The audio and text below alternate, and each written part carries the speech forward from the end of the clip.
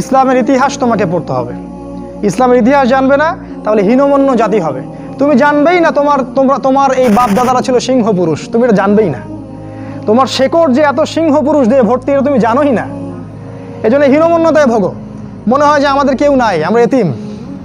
জি না, আমরা এই বিশ্ব শাসন করেছি 100 বছর আগেও।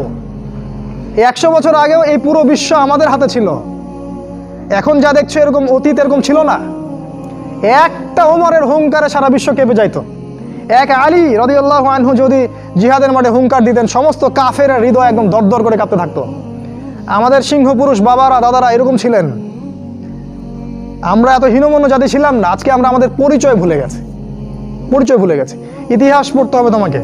আর কি পড়তে হবে? ইসলামের অর্থনীতি পড়বে। অর্থনীতি জানো না, তুমি হালাল হারাম বুঝতে পারবে না। ওরা তোমার সাথে প্রতারণা করে এমন হারাম ঢুকিয়ে দিবে, তুমি বুঝতেই পারবে না এটা হারাম ছিল। ইকোনমিক্স পড়তে হবে, খুব ইম্পর্টেন্ট সাবজেক্ট এই জামানার জন্য।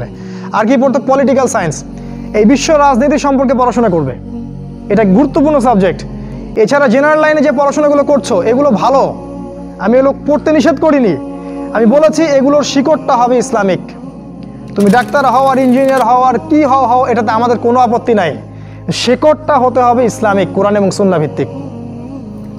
আর দু একটা সাবজেক্ট বলছি, জিও পলিটিক্স, ভূ রাজনৈতিক প্রেক্ষাপটটা পড়তে হবে তোমাকে। এর সাথে একটা সাবজেক্ট অবশ্যই পড়বে, রাসূলুল্লাহ সাল্লাল্লাহু আলাইহি ওয়াসাল্লামের জীবনী। এই কয়েকটা সাবজেক্ট পড়তে পারো, শেষ জামানায় ইনশাআল্লাহ আল্লাহ পাক তোমার হাতে পতাকা দিবেন এবং তুমি আল্লাহর দ্বীনের পতাকা বহন করবে ইনশাআল্লাহ।